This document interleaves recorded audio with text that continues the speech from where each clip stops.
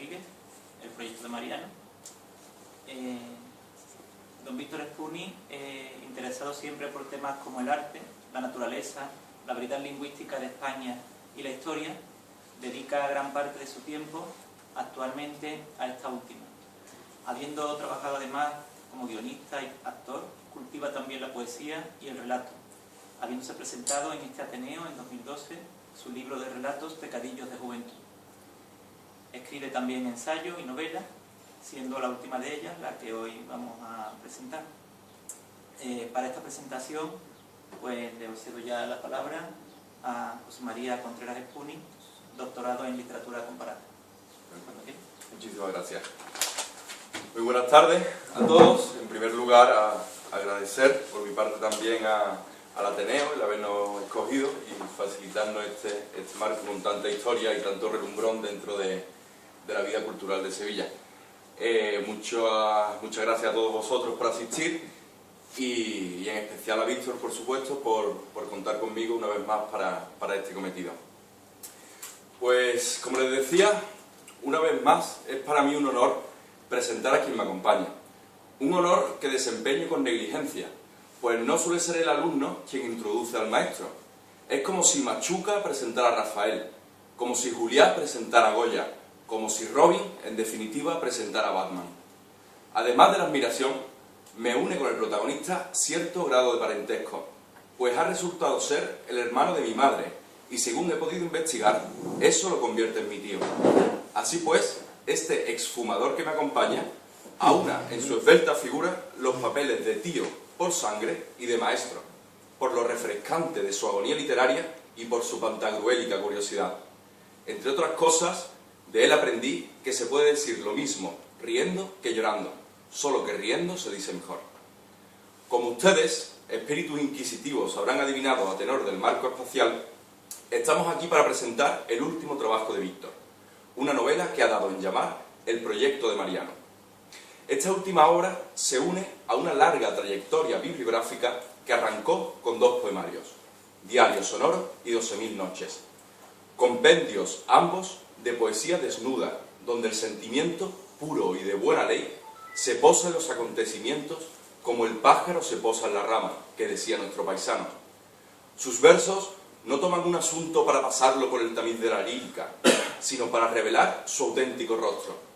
Recordemos el pasaje de Juan de Mairena, donde Machado hace decir a sus personajes, abro comillas, «Señor Pérez, salga usted a la pizarra y escriba los eventos consuetudinarios que acontecen en la rúa». El alumno escribe lo que se le dicta. Vaya usted poniendo eso en lenguaje poético. El alumno, después de meditar, escribe lo que pasa en la calle, a lo que el profesor contesta, no está mal. En las estrofas de Víctor no encontramos un extrañamiento poetizante o poético atrofiante de lo cotidiano, sino el medio idóneo para indagar en su auténtica naturaleza, la mejor forma, por consiguiente, de ver las cosas tal y como son. La poesía, según la entiende Víctor, es el mejor espejo en que usted puede mirarse. Más aún, no se conocerá del todo hasta que no se admire reflejado en ella. Así, la poesía en general y la de Víctor en particular es el camino más corto y certero para descubrir la esencia, hálito, espíritu o como quieran llamarlo, que apuntala el ser en que nos movemos, a veces de forma tan inconsciente. Decía el médico Virchow, alegando a favor del materialismo, que no había encontrado el espíritu en ninguno de los cadáveres que había diseccionado. ¿A quién se le ocurre? El facultativo erraba la metodología, que en lugar del bisturí hubiera probado con el endecasílabo. Se caería de culo con el descubrimiento. Si ustedes, por el motivo que fuera, no dispusieran ni de cadáver ni de endecasílabo, les remito a los poemarios de Víctor. Allí tienen una buena galería de autopsias, todas con sorprendentes resultados. Perdón. Después parió el libro de relatos Manuel el Titiritero y otros cuentos de abandono, de prosa diáfana, que es ya marca de estilo, y donde centra su atención en los arrabales de la existencia. Eso sí, siempre desde la ternura, pues su punto de vista nunca es morboso ni melodramático. Indagador amoroso, sabe hallar y comunicar lo bello que palpita incluso en la derrota.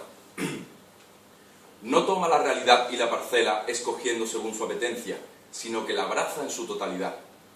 Por aquellos entonces se dedicó igualmente a la difusión de un par de revistas en Osuna, su ciudad natal a la que tanto debe. Con ellas se esforzó en la difusión de la literatura y encontró su vocación de apóstol literario, porque, dice el Evangelio, lo que hemos visto y oído no lo podemos callar. Víctor, como testigo a su vida, ha encontrado en la literatura un modo de existir, de ser en el tiempo y de legitimar al hombre. En definitiva, una manera más que digna de emplear los días que Dios tenga bien darnos y la mejor forma de acceder al conocimiento del otro y de este confuso mundo en que vivimos. Aunque, habrá que decir, el conocimiento que otorga la literatura nunca es posesivo, sino expansivo, algo así como la relación que la respiración tiene con el aire. Lo cogemos, lo empleamos y lo devolvemos, porque la literatura, inspirando, toma la vida y se alimenta de ella, para luego soltarla a través del lenguaje y volver a iniciar el proceso, igual que la respiración. Por lo tanto, no es de extrañar que Víctor se emplee en su propagación, porque una vez que te ha alimentado, se libera y difunde. Ahora bien, lo extraño es que lo haga de forma tan honorable y reverencial. Víctor no pone la literatura a su servicio, sino todo lo contrario. Si la literatura, pongamos, fuera una pirámide, no dudaría en dejarse aplastar por un bloque de granito si fuera útil para la construcción del gran homenaje al libro, que es el homenaje a lo humano en sociedad, en tanto que lengua y comunicación. A diferencia de otros autores, Víctor no se sube encima de la literatura como si fuera un pedestal para que mejor se vean los amaneramientos del autor, sino como hiciera Atlas, la eleva con sus brazos temblorosos y la deja reposar sobre sus hombros para que sea mejor vista por todos los demás. Pelícano, pues, más que vampiro. Volviendo a la trayectoria literaria de nuestro autor, tras un paréntesis dedicado a la historia, con notables estudios sobre el pasado de Osuna y un exhaustivo monográfico sobre la toponimia y el reino vegetal, retoma la ficción con, a mi parecer, su mejor libro, con la salvedad, claro está, del que hoy nos ocupa. Se trata de Pecadillos de Juventud, también presentado aquí en el Ateneo, un nuevo ramillete de relatos que, quizás por haber reposado largo tiempo en un cajón, tiene las maneras de un secuestrado que tras largo tiempo de cautiverio ha sido liberado, que son el deslumbramiento del sol, la quietud y paciencia que otorga la soledad y, sobre todo, la convicción de que hay algo que hacer y algo bueno que reencontrar. De otra forma, no hubiera aguantado tanto aislamiento. Si aún no lo tienen, háganse con él. Pongo la mano en el fuego porque al menos habrá 3 o 4 relatos que le fascinarán. Háganme caso. Así, llegamos al libro que hoy nos congrega, El proyecto de Mariana, una novela de viajes donde un par de cuarentones, Antonio y Marcos, cogen carretera y manta en busca de un posible pelotazo. A ustedes les dejo el descubrimiento del éxito o fracaso de la empresa. En sus 180 páginas, el futurible lector encontrará aventuras, comedia, equívocos, personajes inolvidables y un interés más fraterno que paternal del autor hacia sus personajes. Interés que indudablemente usted mismo profesará en una lectura que es ágil, entretenida, incluso hilarante. Les diré únicamente, para no destripar demasiado, que uno de ellos recibe una herencia en la otra punta de España. Ponen rumbo a la sierra creyendo solucionar económicamente sus vidas. No obstante, algo encontrarán allí que desencadenará una búsqueda fascinante, llena de intriga y amor por nuestra geografía. Lo que creo que es de justicia advertir y supone un aliciente para sumergirse en su trepidante lectura es que la búsqueda y las pistas están inscritas en la baba de caracol que es la literatura y la historia de una sociedad. Restos arqueológicos, pergaminos, antiguos monarcas. Contagiándose de la pasión de su autor, la novela traza un camino misterioso por las tradiciones escritas de nuestra cultura, y eso le dota de mucho valor. En primer lugar, porque supone una recomendación para acercarse a la fuente de lo que se conoce. Al igual que los protagonistas, cualquiera que quisiera desentrañar un misterio, o al menos darle su dimensión, debe hacerlo a través del rastro de tinta que los hombres han dejado como testigo y fruto de su lucha con la realidad en que vivimos. La literatura, la historia, las ciencias, cualquier modo de desentrañamiento de la realidad surge de las preguntas que, como animales racionales, nos suscita este magma impreciso que es la realidad. Se trata, desde luego, de una victoria pírrica frente a lo inconmensurable de la duda que siempre prevalecerá. Sin embargo, esta derrota nuestra está henchida de belleza, superación y talento. Somos solo mientras buscamos.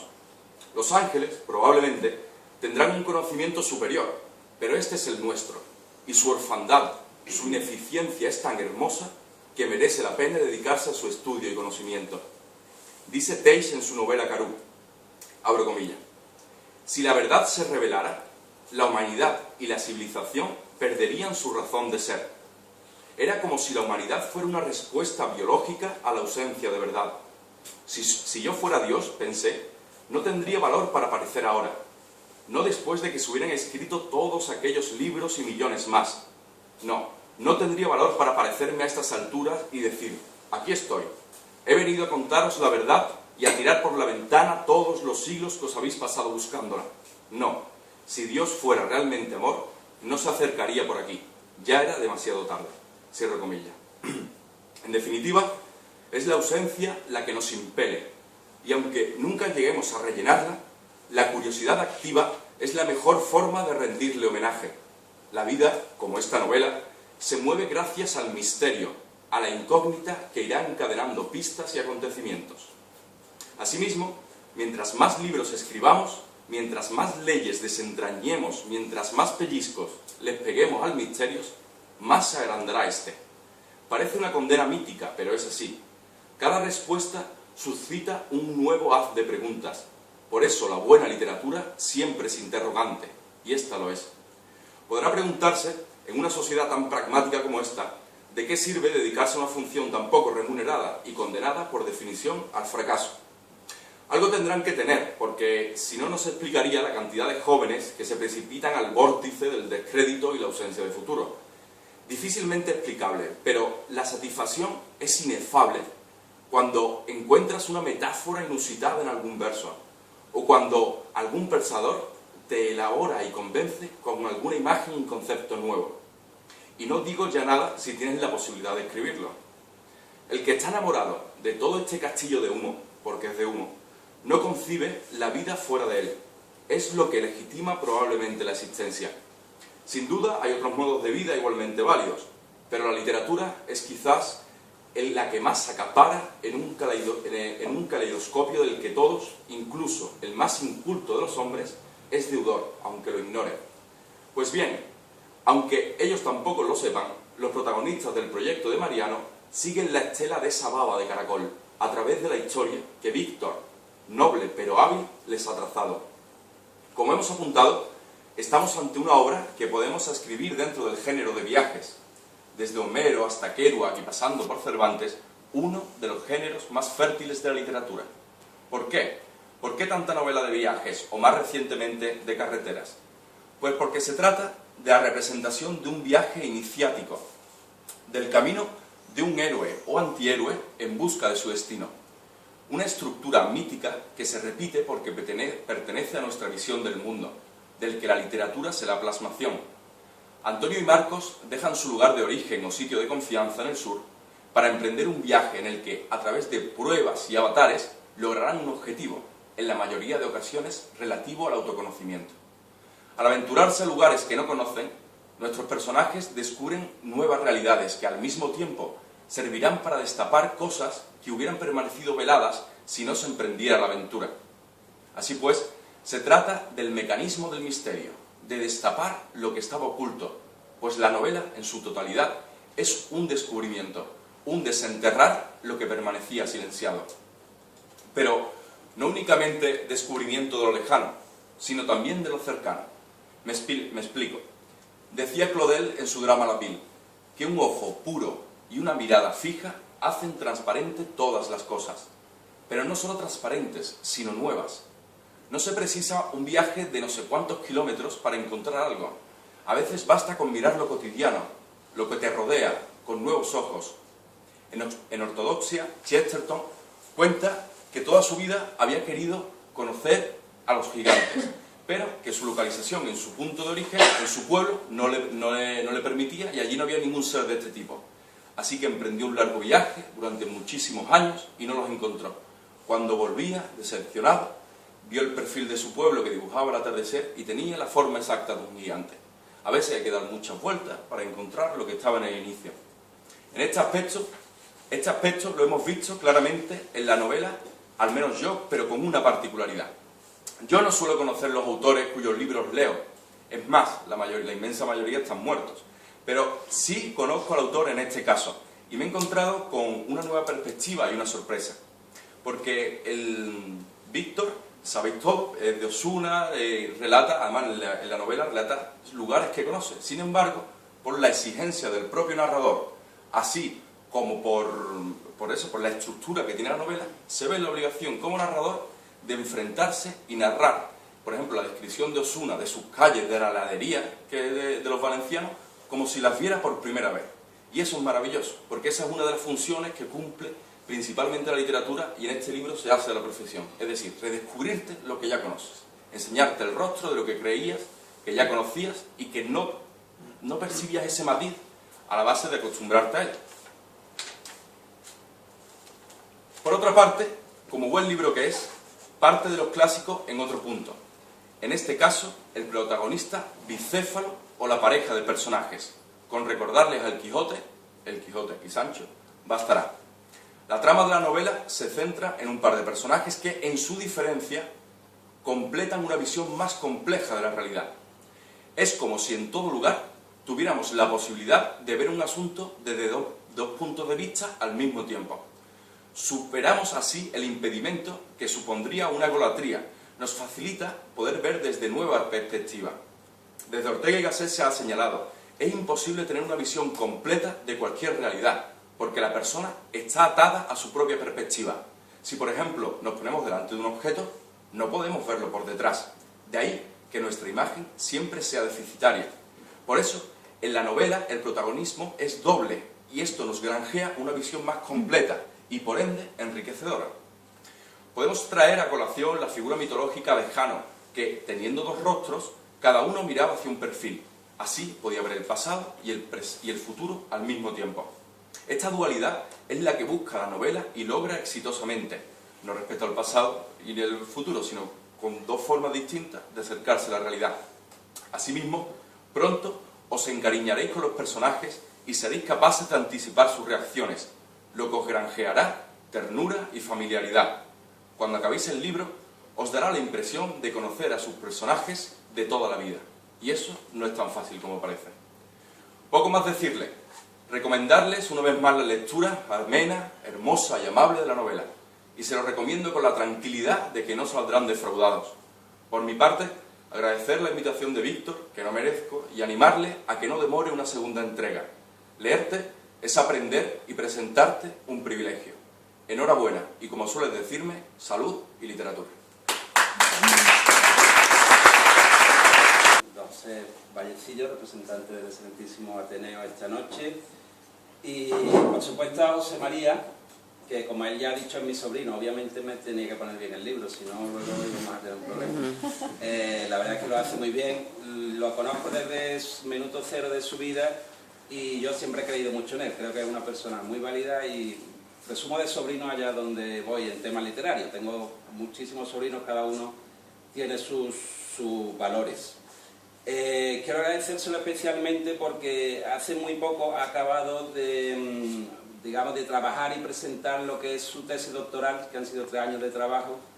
Ya he tenido la suerte de leerla, es una obra brillante y que lo ha dejado exhausto. A pesar de eso ha sacado tiempo, la entregó hace, ¿cuánto?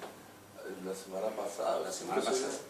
En 2 días se ha fabricado el texto que habéis oído, o sea que no es un enano humano, vamos. Desde mi punto de vista es una persona que tiene mucha validez, además de su talla física, tiene su talla literaria que es genial. En fin, no os entretengo más, he llegado tarde, os pido disculpas a todos, ha sido por culpa del ¿cómo se llama el equipo portugués? Oporto, está la calle Eduardo Dato cerrada, tirara por donde tirara me encontraba un policía que me paraba y era tremendo. Y bueno, centrándonos ya en la novela, voy a intentar hablar de la novela sin hablar de la novela, algo que es muy difícil, pero es algo obligado en estos casos, porque no puedo contaros la trama, porque si no es como si os contara la película, o sea que no, luego os mojaríais conmigo, ¿no? El origen de esta novela está en un relato comprendido en Pecadillos de Juventud, el libro que hablaba antes José María, que ha citado, un relato que se llama Un paseo por Sevilla.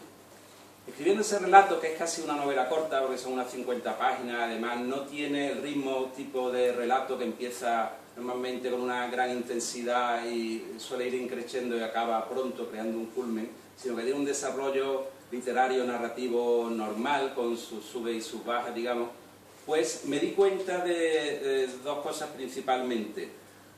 Una, que había sufrido un fenómeno que yo creo que todos los escritores, José María debe saberlo también, y quizá Alfredo, que también se dedica a esto, sentimos alguna vez, y es que hablando mal se nos suelta la mano. O sea, llega un momento en el que como unas barreras que uno tuviera, unas limitaciones que tenía con anterioridad, que hacía que como que la mano te pesaba al escribir, esas barreras desaparecen y de pronto te encuentras escribiendo con una soltura tremenda que antes no tenías. Eso no quita que al día siguiente releas lo que has escrito y lo tires todo a la papelera, ¿no? Pero realmente para mí, escribiendo ese relato, pues me di cuenta de esto, de que había subido un pequeño peldaño en este mundo.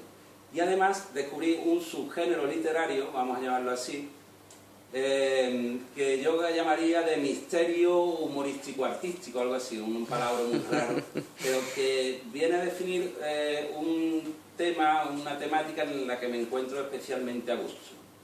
Esto digamos que es una narración de hechos misteriosos, contada con sentido del humor y centrada en un objeto artístico, hecho artístico o centro artístico relevante. No sé por qué, me encuentro especialmente haciendo eso y de hecho la siguiente ya voy, no sé, por la paginación del manuscrito o cosas así y no tiene nada que ver con esta, pero tiene que ver porque se dan esas mismas constantes, me encuentro muy bien haciéndolo. También está el origen, por supuesto, en mis lecturas infantiles. Mis lecturas infantiles que, como ya sabéis, porque os agradezco mucho a los asiduos, a los nuevos también, os doy la bienvenida en este tipo de actos, pero siempre hablo de eso porque para mí fue crucial. Los libros que los mayores de mi casa nos regalaban cuando éramos pequeños.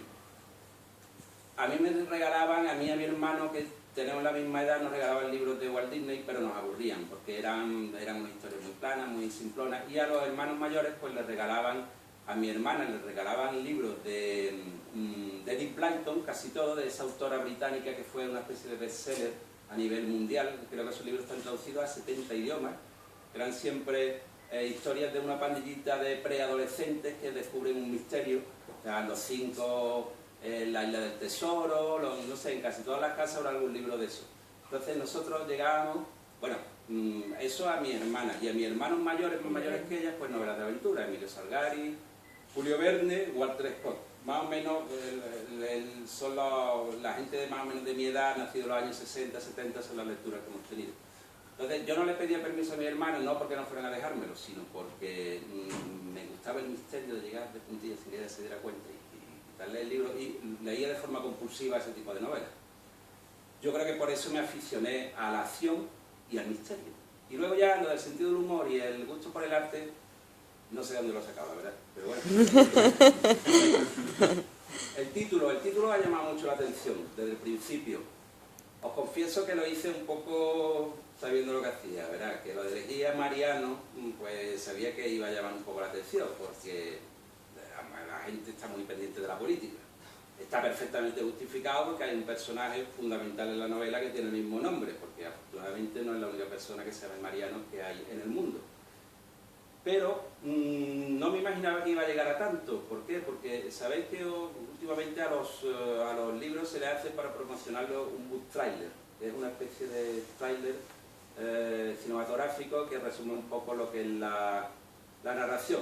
Pues fue el cuarto más visto de toda España cuando salió, cito, cuando me di cuenta en una página web especializada en eso, era el cuarto. Estaba uno primero de Planeta, otro de Destino, otro de otra editorial también muy conocida, y luego el mío. Yo me quedé y digo, vaya, yo vi el título. El título, entre otras cosas, lo elegí porque buscaba un octosílabo. Si os fijáis, el proyecto de Mariano son 8 sílabas, que son los grupos prosódicos de entonación más generales en la lengua castellana. De hecho, nuestra poesía tradicional, incluso la mayoría de la sevillana, de los fandangos, yo me he entretenido en contar las sílabas, son casi todas octosílabas. La poesía de romanceros. Todo lo que sea hectasílabo, endecasílabo es literatura importada, normalmente de Italia. Es literatura más culta, que no nos sale de forma natural. Entonces por eso busqué un título que fuera muy fácil de recordar y que pronunciáramos sin problema. Y además me sirviera para hacerle un homenaje a La invención de Morell, un libro de Adolfo Bioy Casares, que era un novelista argentino, amigo íntimo de Borges. Era un poco así como su amigo tontorrón. O sea, al lado de Borges cualquiera era tontorrón. Él era un poco playboy, muy deportista y tal, y escribió muy buenas novelas también, pero claro, a la sombra de Borges pues muy poca gente lo conoce. Y la novela se llama La invención de Morell, fue publicada en los años 40, os la recomiendo muchísimo, a mí me encantó. Es literatura fantástica, relacionada con el realismo mágico de allí de América, a pesar de haber sido escrita muchos años antes de Rulfo, de García Márquez y de los principales autores de lo que es el realismo mágico. Uno de los elementos principales de la novela, como ya decía, es el mundo del arte. El mundo del arte y centrado sobre todo en los grandes museos, y dentro de los grandes museos, en el Museo del Prado, que es el más importante que tenemos en nuestro país, y para mí es uno de los más importantes y de los más limpios, entre comillas, del mundo, porque sus fondos no han sido obtenidos a base de pillaje, como han sido en muchos casos otros museos extranjeros, no todos. Obviamente los italianos no, en Italia ha habido depredación, ha habido en Egipto, ha habido en Grecia, pero nosotros no hemos sido, en ese caso, no hemos sido esquilmadores del arte ajena, pero por ejemplo los franceses sí, los ingleses también. O sea, yo no tengo obviamente nada contra ellos, pero cuando voy a la National Gallery o voy al Louvre, yo allí no me siento tan cómodo como me siento en el Prado, porque en el Prado las colecciones que hay son fruto del coleccionismo de los reyes de España, básicamente. Y eso a mí pues me gusta. Me gusta porque ha sido el trabajo de mecenas que trabajan, pagaban autores o compraban sus obras de arte, no de personas que iban allí, las cogían porque había pobreza o por lo que fuera, o porque había tanta arte que no se valoraba y se las llevaban. Dentro de 5 años, hace 200 años, 1819, y seguramente pues oiremos mucho hablar de él. Mi idea, la novela, es conseguir, entre otras muchas, es conseguir que se recupere un poco el sentido de cultura, de culto, que tenía el arte, tuvo el arte en su primer momento, porque el arte nació como fruto de un intento de apaciguar dioses. O sea, vamos a ver, está relacionado con la religión desde un primer momento. La expresión gráfica, plástica de ideas, figuras, está relacionado siempre, curiosamente, con la agricultura.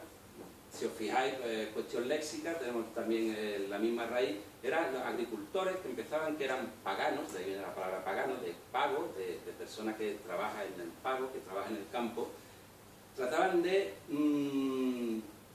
digamos, conseguir que los dioses les fueran favorables. De ahí se creó el templo, se llenó de estatuas, y cuando nosotros contemplamos cualquier obra de arte, estamos formando dos palabras latinas, a su vez de origen griego, sobre todo la segunda, que viene de un templum, contemplar, estar en el templo. El templo es el lugar de culto. Ahí estaban las obras de arte, tanto en el mundo pagano como luego en el mundo cristiano.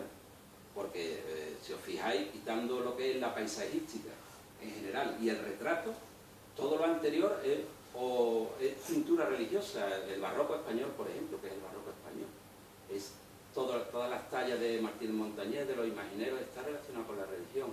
La gran mayoría de las pinturas también. ¿Qué ha pasado? Que están descontextualizadas, no están en su sitio. Al estar en los museos, no están en su sitio. Entonces, cuando nosotros llegamos allí sin ningún tipo de información, pues nos encontramos con que no tenemos ni idea de lo que estamos viendo. Nunca se ha ido más a los museos y nunca se ha aprovechado menos la visita a los museos, porque la gente va sin información ninguna.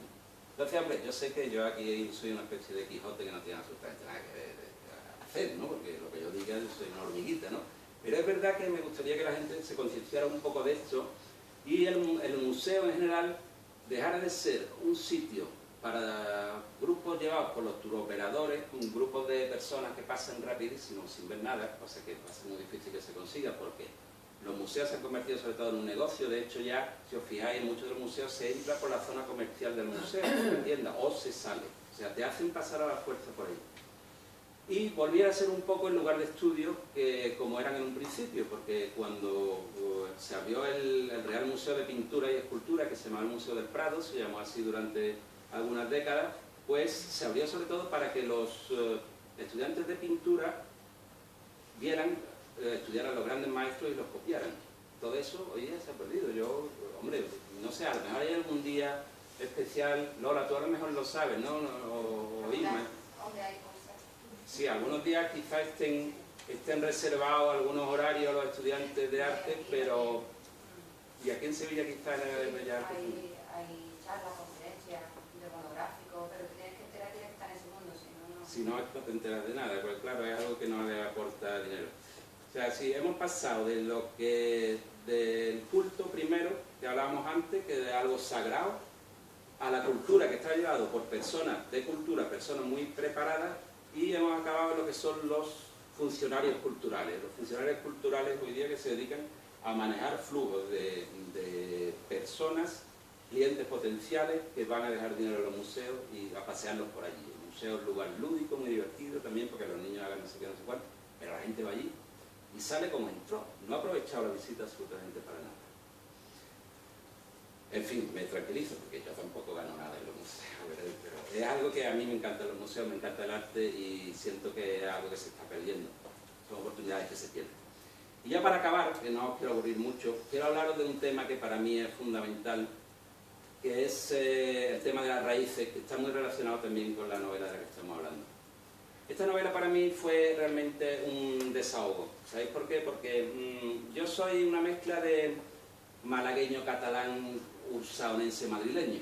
Sí, mi madre era de Málaga, mi padre de Tortosa, provincia de Tarragona.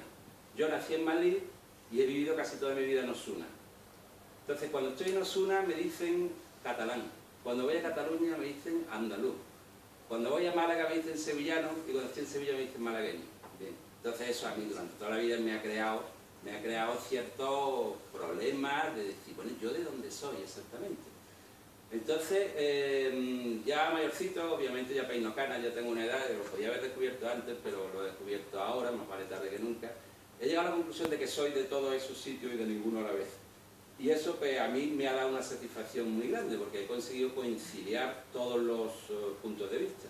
Y de hecho, a los protagonistas de esta novela los llevo de itinerancia por algunos de esos sitios. Es que no quiero contar la novela porque confío en que alguno la lea y entonces pues no quiero mataros el gusanillo. Y ya simplemente para acabar, porque veo que, bueno, no debemos acabar excesivamente tarde, ahora habrá un turno de preguntas, que seguro que hay alguien, porque en estos actos siempre hay alguien que parece que no, pero levanta la mano y hace una pregunta.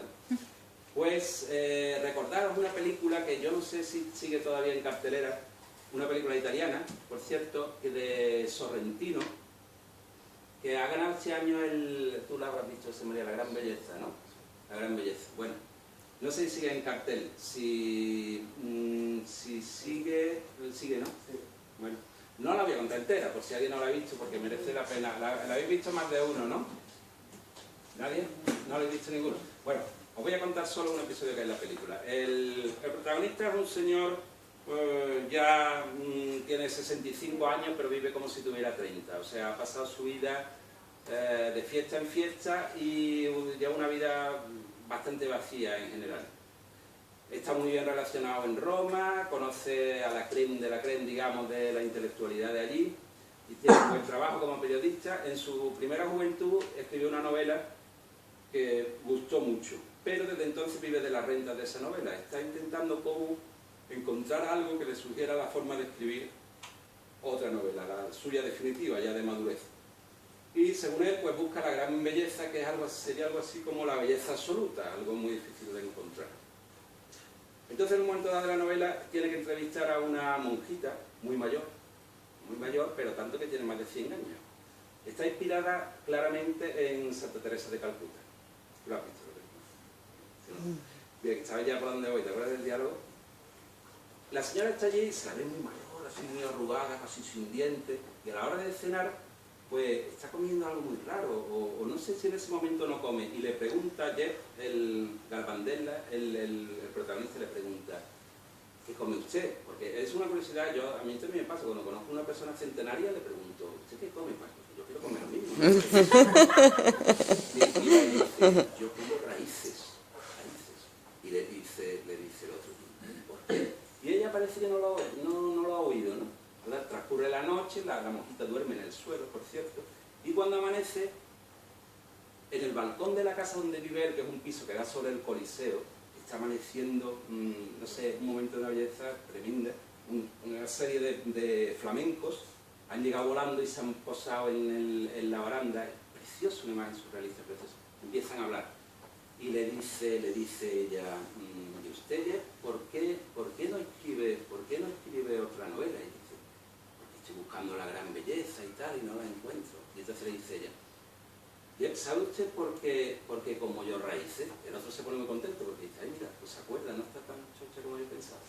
Y porque hace muy sinvergüenza. Y le dice, pues como raíces porque son muy importantes. Y entonces él de pronto reflexiona porque ha estado dándole vuelta a un asunto suyo de un amor de adolescencia y reconstruye rápidamente una historia que tiene ahí, digamos, pendiente de solucionar desde hace 40 o 50 años, desde sus 15 o 16 años, y se da cuenta de que sus claves de escritura están en eso que ha dejado pasar sin darle importancia y que ahí realmente están sus raíces. Pues ahí es lo que yo iba, es algo que además ha dicho José María antes cuando estaba hablando, dice, hay que mirar lo que nos rodea, lo cotidiano, con nuevos ojos y de esa manera pues darnos cuenta de que cualquier asunto, por más prosaico que parezca, que en el caso de este señor no lo es obviamente, es literaturizable, digamos, o sea, es algo que merece la pena ser descrito, ser narrado y darle forma literaria. Y eso es lo que yo he hecho con estos chavales, son dos cuarentones, un poco sinvergüenza, todavía sin perrito ni gatito, que les gusta mucho vivir la vida y se van por ahí creyendo que se lo van a pasar pipa y se meten en unos jaleos que ya veréis. Yo la verdad es que me lo he pasado genial escribiendo y yo creo que a vosotros también lo vais a hacer. En fin. Y nada, muchísimas gracias por haber venido a todos, de verdad, y espero que disfrutéis con su lectura.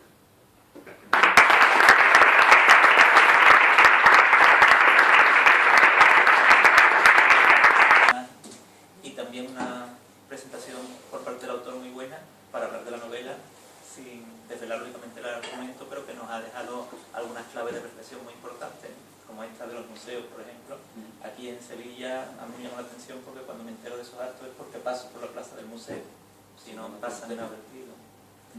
Muy bien, y si alguien quiere... Eso es, si alguien tiene alguna pregunta, alguna curiosidad, algo que se pueda confesar, algo que no sea una pregunta así, no pongan un compromiso. Pues también lo podéis hacer, siempre se ha dicho que las preguntas no son las indigentes, son las respuestas, o sea, podéis preguntar lo que queráis. Muy bien, pues muchas gracias a todos por venir y aprovecho ahora un minutito de publicidad de la casa.